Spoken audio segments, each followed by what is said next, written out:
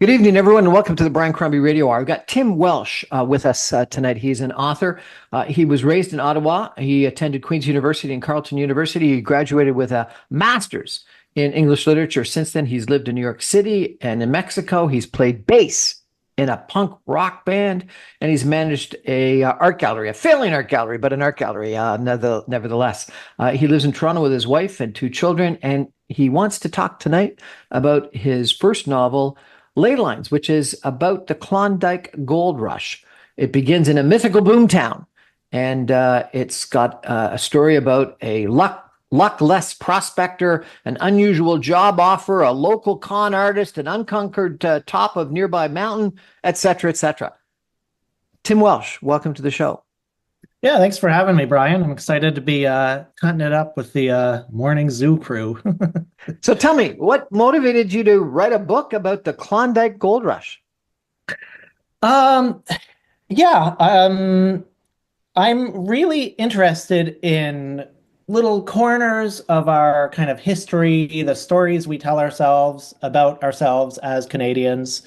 And uh, I, I'm fascinated with these kind of what I would call like cultural kind of gray areas, maybe things that are very well known but not known very deeply, right? So if you think, most people know what the gold rush was, where it happened, what took place, but any sort of deeper kind of there's not a lot of kind of deeper kind of comprehension going on there. And for me as a creative person, that's a space where you can have a lot of freedom to play with ideas like myth and history and memory and how it informs the way we think of ourselves, basically.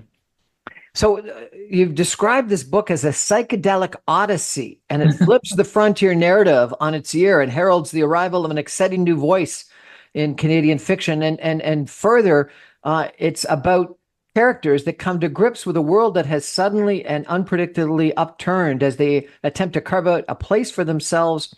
The protagonists reckon with their various personal, historical, and supernatural forces that have brought them to the moment. None of that I would have understood about the Klondike Gold Rush. What supernatural forces and these protagonists reckoning with their own personal situations got to do with a gold rush? Well, on a very basic level, this is a book that is about a fading boomtown and its kind of efforts to persist at the tail end of this giant upheaval, this event that transformed the landscape into something completely different. And, it's about what happens when those efforts fail and this community of people who've uprooted their lives and came to basically the middle of nowhere. How do they go on? What happens next, basically? And at the same time, it is a very weird, very strange book. I don't call it psychedelic without good reason. There's multiple giant body parts that seemingly come to life. There are mysterious earth energies that drive people crazy and run through the town. At one point, a chimpanzee shoots someone. So another way of putting it, it's like maybe Robert Service on acid, maybe Jack London on acid are all good Robert ways of Service on acid. Fascinating. psychedelic Canadiana, and I think that goes back to this idea of this is a time and place that is part of our history. It's part of our sort of cultural narrative, but it's not really studied. It's not really understood. It's not, you don't see the kind of saturation in our stories the way you would like World War II or whatever, right? So to me, it's a magical place where these things can happen, right? And the question for that the novel tries to address is like, what does this all mean, right? What does this mean about Canada's history of resource extraction, for example? That we have this as part of our cultural story, but we don't examine it.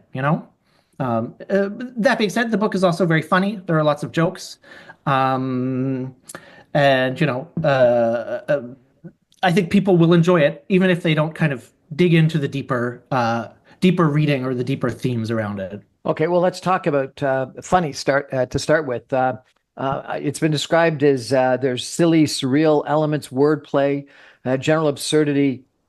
What role does humor play in fiction?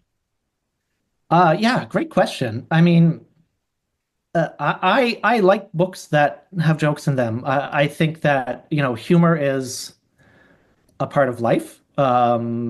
It is the thing that gets us through difficult times, if you will. And I think that I'm deeply suspicious of books that aren't funny at all, because to me it's eliding what is kind of the common thing that connects us as human beings, right? Um, I will say that, the way humor is often deployed in books is, in my opinion, a little bit lacking. Too often, books that are funny or that have jokes in them, it's not really a joke. It's just you're pointing at something and saying, this is a joke, right? There's not actual humor or irony or kind of misdirection. But I think that goes back to sort of, and I'm going to go off on a little tangent here, but it goes back to kind of what makes the novel unique as a form, right? And uh, um, because of that uniqueness, it's particularly well suited for certain types of humor, but not suited necessarily for other types of humor, right? Um, I'll say, one of my favorite comic archetypes is the buffoon. Someone with very deep pretensions and an overbearing sense of self-importance, who's actually, as light as a feather. And the novel can do such a great job of building out characters like that and just highlighting the absurdity of what it's like to go through life with this deep sense of self-seriousness, and an interiority that doesn't necessarily match that, um, I saw an interview recently by the creator of Ted Lasso, who, in addition to writing and creating Ted Lasso, wrote for Saturday Night Live for, I think, 10 years or something like that. He said that writing comedy, writing humor is really hard work, that some people think it just comes naturally, but it doesn't. It's really hard work. Is writing humor hard work? Yeah, absolutely. And I think there's a big distinction between just being funny on an interpersonal basis, and crafting a joke. And that kind of gets back to the specificity of the medium, right? Like, if you're the way you write a joke or you write a comic scene for a movie or for a sketch show like Saturday Night Live is very different from the way you would write it for like a stand-up routine or in my case a novel. It's a case of sort of understanding, having that deep understanding of the form of the media that you're working in, that makes the challenge, because you don't have that if you're just sitting around BSing with your friends. That is, there are no rules, there's no sort of formal constrictions there that exist when you're doing something to be consumed. You also have some serious themes that you address in this book. Does the comedy, does the humor sort of um, overwhelm that, or do they work together? um Yeah, I think, I think there is kind of a danger of being too silly, of, leaning too heavily on sort of the surreal elements of the narrative that I was kind of acutely aware of. So it is a balancing act. And I think that if you do it right, if you sort of can maintain that tension between the comic elements, the weird elements, the serious, thoughtful elements, they can play off each other, and actually you make the work as a whole stronger. The seriousness enhances the silliness, and the silliness enhances the seriousness. Have you got the book handy? Would you like to read something from it for us? Maybe we can take a break for some messages, and we come back, if you wouldn't mind reading a page or two to give us a sense of the humor in the book or the seriousness, your choice. That would be really, really excellent. Yeah, I don't have a copy handy. Can we pause for a sec? Yeah, we're going to take a break for some messages, and then when we come back, maybe hear something from this book about the Klondike Gold Rush. Stay with us, everyone. Back in 2 minutes.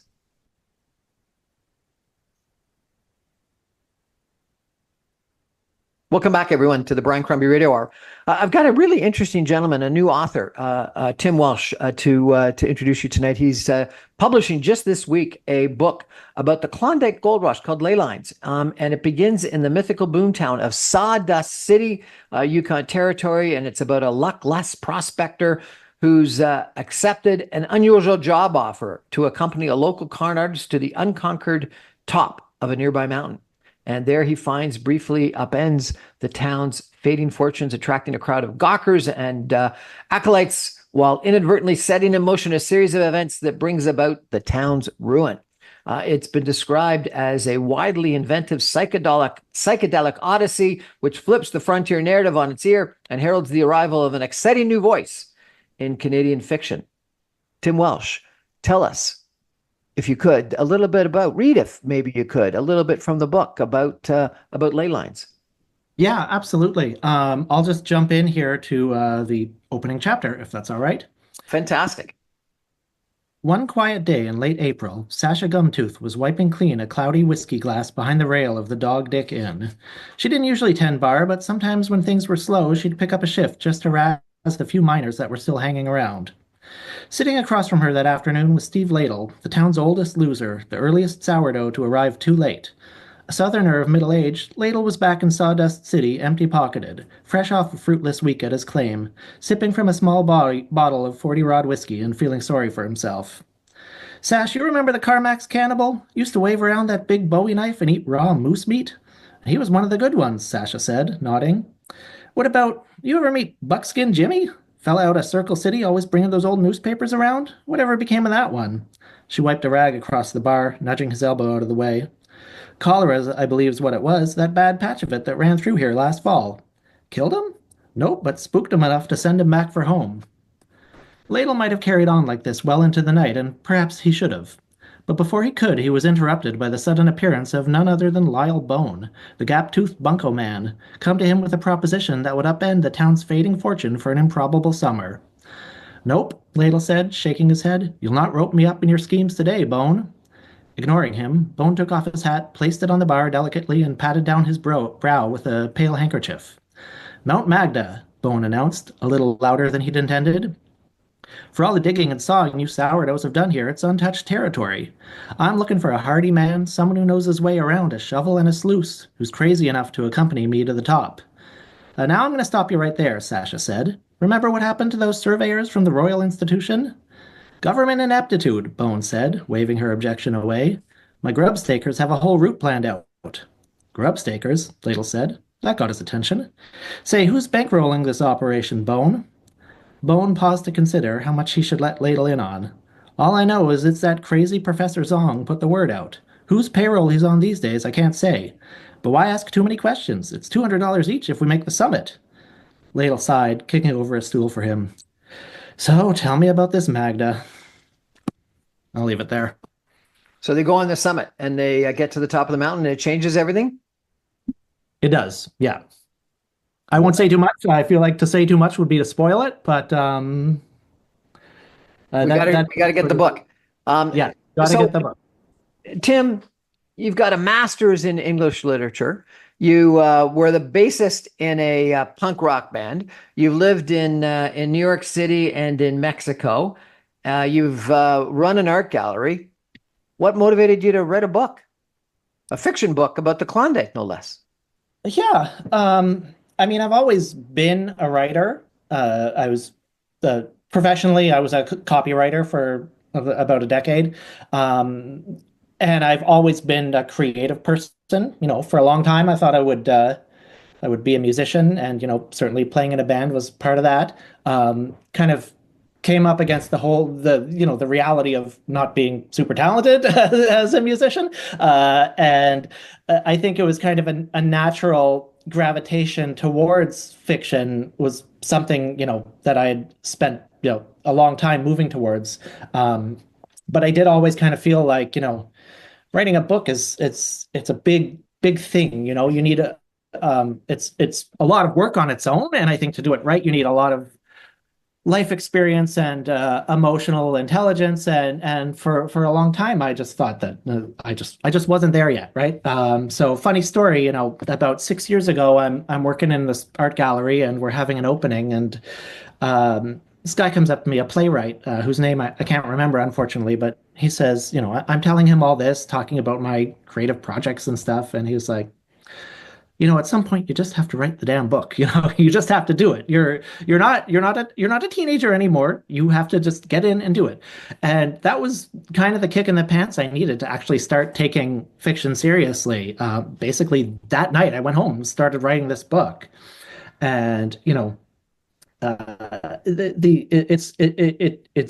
was a learning experience. I didn't get an MFA. I wasn't part of any writing circles. I was just someone who loved reading and generally considered themselves a creative person. Um, and I kind of learned through the process of writing it, how to structure a book. And there were a lot of times where I had to go back and sort of rewrite large sections of it because there was some technical issue with it, or the timeline was messed up, or the tensing was all wrong. But through this sort of iterative process of getting it done, it was my apprenticeship as a fiction writer. Which is, yeah, I wouldn't necessarily recommend that for everyone, but that was what worked for me. That was what got me to this stage. So how long did it take? 6 years or less? And what were the secrets? Did you get up every morning at 4 a.m. and write, or every night after whatever else was going on? Was it full time? Was it part time? Give us a sense of the challenge. Yeah, sure, absolutely. So I got, like I said at the top of this call, I got two little kids. I have a full-time job. I have a life to a certain extent. I have a life, and for a long time, both my kids actually they would only sleep. They would only take naps in their stroller, right? So I would go for very, very long walks with them, and I would say maybe like 50% of this book was written in my head, walking either through the Dufferin Mall or along the Beltline Trail near my house, and that was You can that write was how. something in your head while you're strolling with your kids, and what, remember it and then write it down when you get back. I mean, they have this thing called a cell phone where you can take notes on. So I did a lot of that. Stopping and taking notes. Yeah, yeah, just jotting down the ideas, and then the actual process of sitting down and writing the thing is really just a matter of finding time. And I think because I worked for a long time as a freelance writer, I'm able to just kind of make the most of the time that is available to me. Like I'm not the kind of person who sits and stares at a blank page for a long time. That's not to say that I don't struggle to actually do the work, but I don't have sort of that analysis paralysis that a lot of creative people I know struggle with a little bit. So it was really just like finding the time to do it and making the most of that time when it was available. Whether it's the kids are off at scouts, I got an hour I can sit in a coffee shop and just bang out a couple pages. But yeah, just making sure that my writing practice had consistency and that I did it every day or almost every day whenever I had the time. And then gradually it all kind of happened. Did you have to go through a bunch of rewrites? Did you have editors? Did you have friends or whatever Oh, take a look at it? What's that process? like I said, this really was a case of me kind of learning on the job how to be a writer. And so the version that I finished in like 2020 is wildly different from the version that is out in bookstores now. There were the entire characters I had to scrap. There were plot lines I had to scrap. Really, the sort of broader themes of the book were things that I kind of explored through the writing process. But yeah, I got a draft done, and this will be instructive to anyone who's looking to publish a book, I think. And then I reached out to Michael Marola, who's the publisher at Guernica Editions, which is my publisher, and I sent him a copy of the book, and I was like, "Hey, what do you think of this?" And he was like, "It's good, but the ending is bad. So fix the ending and then maybe submit it to us and maybe we'll publish it."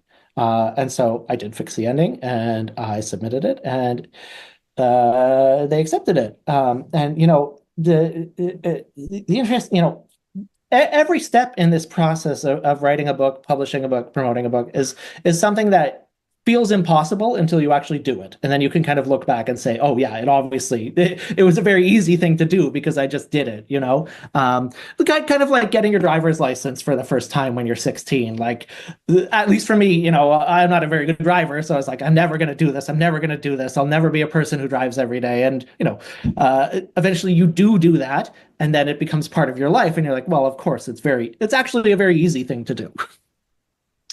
So, in the end, you got published, and this is your first book. Are you going to get some more written and published? Well, you know, if I sell enough copies, I will continue to torment the world with more books. I'm working on a few more things. Actually, one that's quite far along, and another that is sort of just an idea that's gestating in the back of my head. Was you said in the end it was sort of easy getting it published. Most people have described it as an arduous journey, finding the right publisher, finding someone that will commit, etc. So are you just seeing it through rose-colored glasses after the fact? I think I'm being a little flippant, but it's very easy to kind of look back on sort of the progression of something and say, well, this is the way it happened because this was the only way it could happen. You know what I mean? There's certainly another world where the book is widely rejected, universally mocked by everyone, and I just print a few copies and give them to my friends or put it up like through a self-publishing platform. That was an entirely plausible outcome for me too. So I think kind of going in without this sort of pretension that, you know, my end goal is getting it published and winning a bunch of awards and making a bunch of money, you know, not having that as sort of the benchmark was very helpful in sort of adjusting my expectations and being pleasantly surprised when things worked out in a way that was, you know, pretty much the ideal outcome for anyone writing a book for the first time. Fantastic. And how many copies in the initial run? I have no idea. You'd have to ask my publisher that. There was this book a couple of years ago called The Long Tail that suggested with globalization, with the internet, etc., that a lot more small books, small podcasts, small creative efforts in punk rock music, etc., would become available. But what's happened is the opposite. That it ends up being that the Taylor Swifts and old rockers end up sort of monopolizing. What's your sense? Has the world become a place where it's easier for a first-time author to get published and become successful, or more challenging? Has the internet and globalization created this long tail that is more prevalent, or have we become more subject to those things that are the mass consumer-oriented products? Yeah, great question. Big question, one that I'm probably not super qualified to answer. But, one thing that's really great is that here in Canada, we have a very vibrant independent press, scene, independent literary presses. In Toronto, we've got Coach House, we've got Book Hug Press, my publisher, Guernica Editions. Out in Hamilton, there's Woolsack and Wynn. There's a ton of independent publishers out in the prairies and on the West Coast and in the Maritimes. So there are, in one sense, there are more options for writers, admittedly, like me, who sort of crave that institutional legitimacy of publishing through an established publisher. And there's probably a lot less gatekeeping that goes into publishing through a smaller press than there would be with with a big five publisher or whatever, or even in the US. I think the landscape is a little different around that kind of things. But there's also obviously more kind of DIY options. Like I said, you can write a book and just put it on Amazon, and I think 99% of them are never read or bought by anyone, but you can still do that, right? And some people make a pretty good living out of doing it. That kind of ties into the other question, is like, are you doing this for a job? Are you doing it because, what's your actual intention, right? So I think there are kind of different avenues for people based on what their intention is, Are you worried And that didn't exist 20 years ago. Are you worried about AI? How will AI change the writing process? Um, I think it could kind of go either way. I'm not ready to fully commit to either an optimistic or fully pessimistic viewpoint. And I think again, it does kind of depend on what your intentions are as a writer. Like if you're simply trying to create mass market slop, then AI can do that as good as a person. Maybe not yet. Maybe in a few years, AI will be able to do that. But if your intention is to be creative, then I think that can exist independent of any technology. And there might actually be an advantage to these tools. Let me give you one example. I told you I'm working on a couple other projects at the moment. At one point, I had this idea for a book, right? And I was kind of unsure of it. And this was right around the time ChatGPT had just come out. So I spat some details into ChatGPT and I said, like, what would an outline of this book look like? My intention, just out of curiosity, I wasn't intending to leverage AI in any sense, and I almost certainly never would. But just as an exercise, I threw this idea in ChatGPT and said, "Give me a chapter by chapter outline of this book, based on these themes or whatever." And it was very close to actually what I was thinking. And obviously that's a little frightening at first, but I took it as a sign that maybe this idea wasn't good enough. If because what LLMs do is they just kind of parse the entirety of information on the internet and spit back the most kind of consensus take on it, which is what you want to do. Like if you want to know like what's the population of Tokyo, right? Like you want the baseline sort of median data, like the take on that, right? But if you're hold on one second, go away. Sorry, I just have a kid dangerously walking down the stairs right now. Sorry about that. No problems. Yeah, AI. If you're looking for kind of the most standard basic data, then you want something that will do that sort of heuristic work of parsing through all the data that's there and coming up with a consensus take. But if you're a creative person and you're trying to do creative work, then you need the thing that is 2 or 3 standard deviations away from that data stream, right? And the fact that I gave ChatGPT an idea and it told me basically what I was thinking, it just fleshed it out a little bit. That makes me think that That's not 2 or 3 standard deviations away from the norm. Exactly, right? So you've got a master's in literature. We're sort of inundated with recommendations that we need more STEM, science, technology, engineering, and math people. If a young person came to you today and said they wanted to do a master's in English literature, they wanted to open an art gallery, they wanted to be a bassist in a punk rock band, they wanted to write their first novel, what would you tell them? Don't expect to get rich. Don't expect to make a lot of money doing any of those things, but life is about balance, right? I like full disclosure. I have a day job that's not particularly creative, but it pays my bills, and it allows me sort of the freedom to work on creative projects, right? So, it kind of actually goes back to that question about you were asking about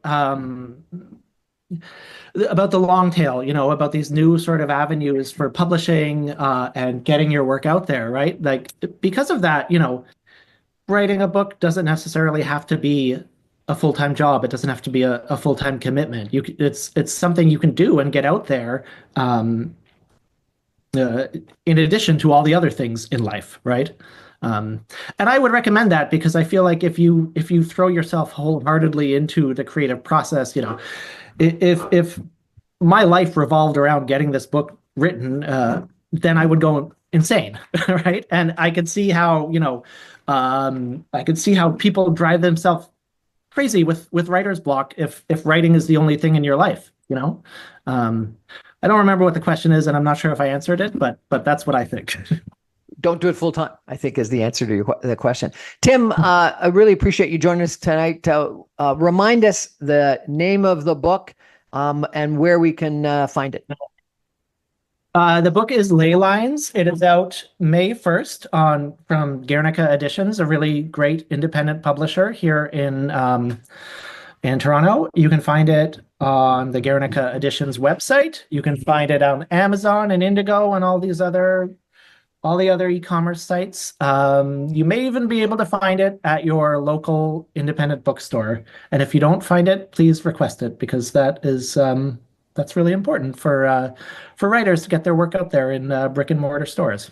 Tim Welsh, thank you so much for joining us, and good luck with the publication of your first novel. I look forward to reading it. Thanks, Brian. Thanks for having me on. That's our show for tonight, everybody. Thank you for joining us. I remind you, I'm on every Monday through Friday at 6 o'clock on 960 AM.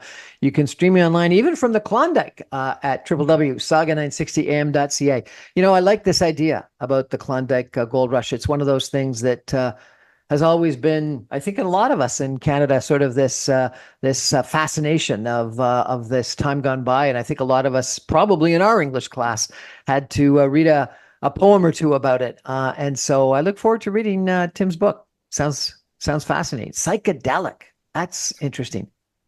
Good night, everybody. Talk to you again.